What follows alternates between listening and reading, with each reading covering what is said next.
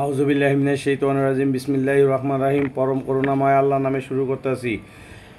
সবাইকে জানাই আসসালামু আলাইকুম। আজকে এই 18তম বার্ষিক সাধারণ সভা উপস্থিত আছেন প্রধান অতিথি, বিশেষ অতিথি, অত্র প্রতিষ্ঠানের কর্মকর্তা ও কর্মচারী এবং সদস্যবৃন্দ। সবাইকে জানাই আমার পক্ষ থেকে আন্তরিক শুভেচ্ছা ও অভিনন্দন।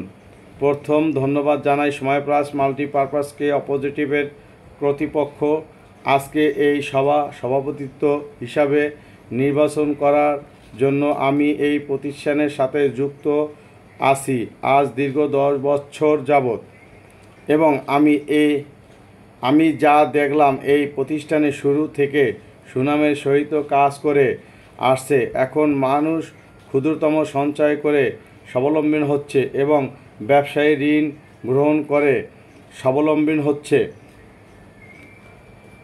আমার বক্তব্য দীর্ঘস্থায়ী করব না।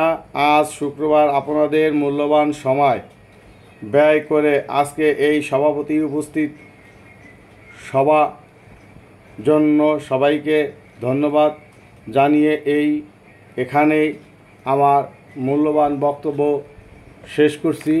আসসালামু আলাইকুম রহমতুল্লাহি ওয়া বারাকাতুহু।